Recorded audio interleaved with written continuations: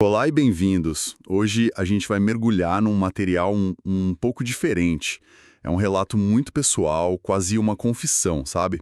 Foi tirado do livro Eu Vibro, Tu Vibras, Tudo Vibra, do capítulo chamado Despertando a Centelha Divina, da K. Grécia Santos. E ele conta a história de alguém que chegou no que ela mesma chama de fundo do poço. A nossa ideia aqui é entender como uma crise tão profunda pode ser o gatilho para uma virada de chave, né? Para uma transformação de vida a partir do autoconhecimento. E o que eu acho fascinante nesse relato é que ele não vende uma fórmula mágica. Não tem isso. Pelo contrário, ele documenta um processo. E um processo bem bagunçado, sabe? Cheio de dor. A autora passa por um desespero real, busca respostas em lugares mais convencionais, se frustra e só aí, quando parece que não tem mais para onde correr, ela é forçada a olhar para dentro. Vamos focar nesses pontos de virada, nas ferramentas que ela vai encontrando e principalmente em como a mudança na percepção da realidade vira a chave de tudo. É uma história sobre parar de culpar o mundo e, de fato, assumir as rédeas da própria vida. E essa história começa num lugar bem escuro. As palavras que ela usa são fortes. Ela fala em noites e madrugadas de olhos abertos, lágrimas rolando, se sentindo ofuscada pelas trevas da angústia. A situação era, assim, caótica em todos os sentidos. Segundo casamento tinha acabado, ela com 3 filhos para criar, um deles um bebezinho de 1 ano, desempregada, fazendo faculdade ainda, contas atrasadas e até o corpo pedindo socorro, com enxaquecas constantes. Ela diz literalmente, cheguei quase ao fundo do poço. Essa descrição do fundo do poço é crucial. Não é só uma figura de linguagem, é o esgotamento total de todos os recursos, externos e emocionais. Ela até menciona que chegou a esvaziar todo o reservatório de lágrimas. Psicologicamente, isso é um ponto de ruptura, sabe? É quando a narrativa que a pessoa conta pra si mesma sobre a vida, sou casada, tenho uma carreira, tá tudo sob controle, simplesmente desmorona. E quando o mundo de fora não oferece mais resposta, a única direção que sobra é pra dentro. O caos externo força uma organização interna, mesmo que seja na marra. E essa organização começa com uma viagem no tempo, né? Uma retrospectiva que leva ela lá para a infância. E o mais curioso é que essa busca dela não nasceu na crise, certo?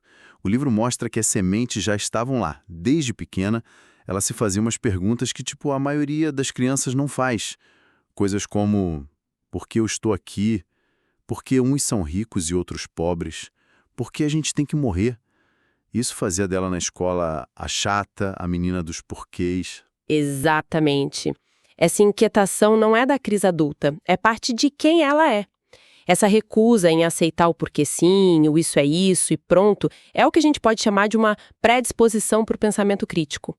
E é essa mesma característica que mais tarde impede ela de achar um conforto duradouro em dogmas, em sistemas de crenças muito rígidos. A busca por um sentido mais profundo sempre esteve ali, sabe? Latente, só esperando a crise para vir com tudo. E além das perguntas, tinha uma sensação de não pertencer, né? Ela se sentia uma estranha no ninho. E relata umas ausências, uns momentos em que parecia se desligar do mundo. Às vezes isso até levava a desmaios, principalmente quando via cenas de muito sofrimento. E tem uma ferida social bem clara ali. A separação dos pais e o preconceito que a mãe sofreu. Ela conta que algumas amigas foram proibidas de brincar com ela por ser filha da mulher separada. Nossa, isso é muito forte, e o que isso revela sobre o processo dela é fascinante. Essas ausências, essa sensibilidade extrema, podem ser vistas como sinais de uma empatia tão forte que chegava a paralisar. Era uma percepção do mundo que ela ainda não tinha ferramenta para processar, entende? E a experiência com preconceito é fundamental. Ali, planta-se uma semente de desconfiança nas normas sociais, no certo e errado que vem de fora. Isso cria um conflito interno que vai explodir mais tarde, o medo do julgamento contra a necessidade de ser fiel a si mesma. E esse conflito aparece com tudo no primeiro casamento. É nesse ponto que a história dá uma guinada e fica bem estranha, para ser sincero. Ela descreve uma experiência que chama de sonho ou projeção astral, mas muito real. conta que estava chorando num sofá e um ser a levanta pelos braços. De repente, o corpo dela começa a flutuar e uma luz muito forte em espiral, com fagulhas como estrelinhas brilhantes, envolve ela por completo. A sensação que ela descreve é de uma paz e uma alegria que ela nunca tinha sentido antes. E o mais impactante é o que vem depois. No meio dessa experiência toda, uma voz diz: "Ainda não é a hora, você terá que voltar." Aí ela acorda no susto, quase caindo da cama, com os braços para cima, igualzinho no sonho. E o mais importante, aquela angústia toda tinha sumido, desaparecido. Para quem é mais cético, isso pode soar como uma alucinação, um mecanismo de defesa da mente sob estresse. E honestamente, pode até ter sido, mas a questão aqui não é a veracidade objetiva do evento, e sim a função dele. Seja lá o que for, funcionou como um choque de realidade, um amparo emocional tão poderoso que deu a ela a força que faltava. Uma força para tomar uma decisão que ela vinha adiando. A partir daquele dia, ela conta que criou coragem para pedir o primeiro divórcio, mesmo com todo aquele medo do julgamento que a gente falou. Mas essa foi a virada emocional. A grande virada intelectual vem anos depois, já na segunda crise, a do fundo do poço. No momento de desespero, ela se lembra de um livro que ganhou do pai aos 14 anos, O Poder do Subconsciente, de Joseph Murphy. Ela acha o livro e, nas palavras dela, devora em um único dia. E aqui a gente vê um padrão, né? A primeira experiência foi um impulso, uma força que veio de dentro ou de cima de forma inexplicável. Já o livro é uma ferramenta. Ele entrega para ela um manual de instruções, um framework para entender o mundo, que coloca ela no centro do poder. A ideia central do livro é que nossos pensamentos e crenças subconscientes moldam nossa realidade. O interessante é a troca de sistemas de crenças.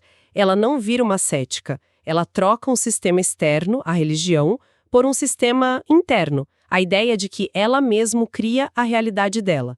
A ferramenta muda, mas a necessidade humana de ter um sistema que explique o caos do mundo, essa permanece. E essa ideia de que ela criava a própria realidade, mesmo que sem querer, foi como acender uma luz no fim do túnel. Ela até cita a alegoria da caverna de Platão, percebendo que talvez vivesse numa realidade de sombras, sabe?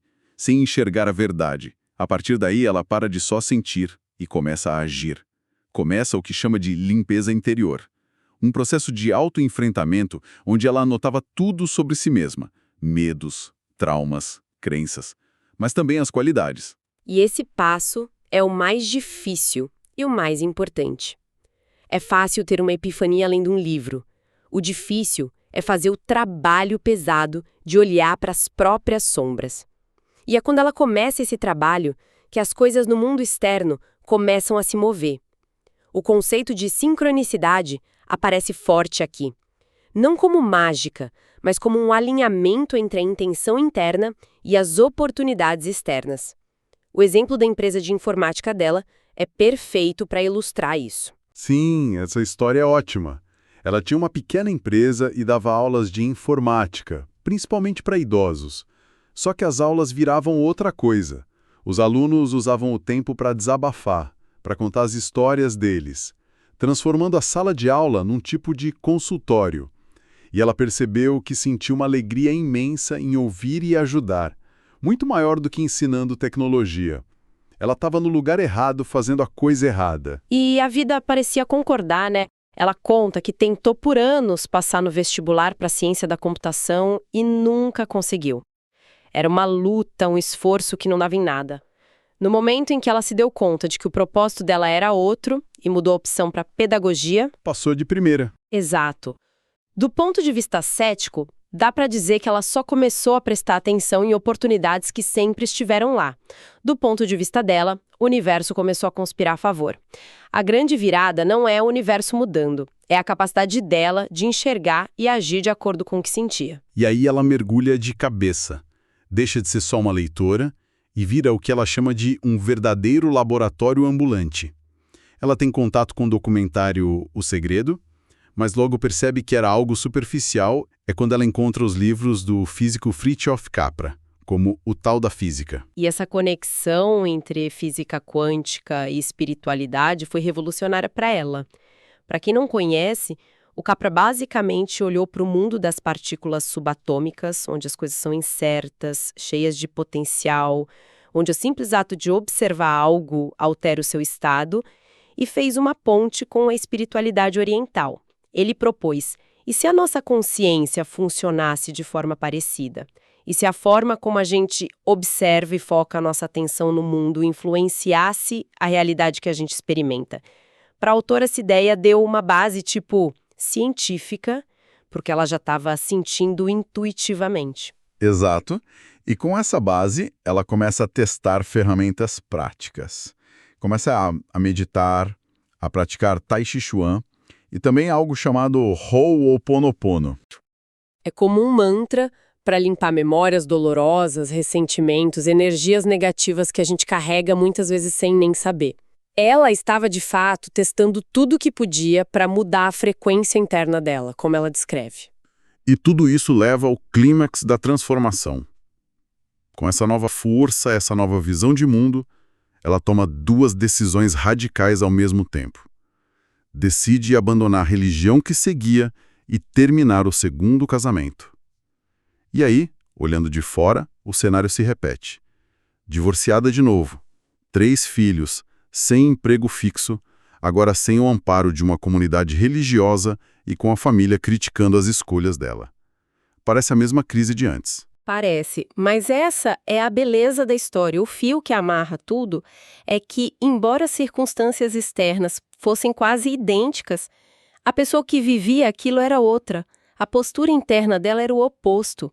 Na primeira crise, ela era a vítima, alguém a quem as coisas aconteciam.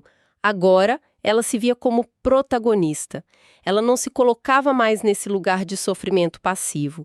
Os desafios eram os mesmos, mas elas encaravam como etapas necessárias do seu crescimento.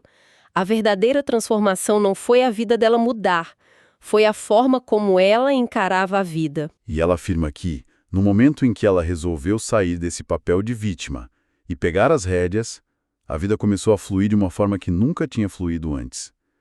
O emprego que ela precisava apareceu, as contas começaram a ser pagas, ela encontrou paz. Ela usa uma metáfora linda para isso, chama de um processo alquímico, onde ela conseguiu transformar as próprias lágrimas em sorrisos. Que é a essência da alquimia, né? Transformar chumbo em ouro. No caso dela, o chumbo era a dor, o medo, a impotência. O ouro foi a autoconsciência, a paz e a responsabilidade. A mudança fundamental não aconteceu primeiro no extrato bancário ou no status de relacionamento. Aconteceu na mente e no coração. Ao assumir a responsabilidade de fazer essa limpeza interior, a realidade externa começou a se alinhar com essa nova vibração. Ela parou de lutar contra a correnteza e aprendeu a fluir com ela. Então, resumindo, a jornada é uma travessia.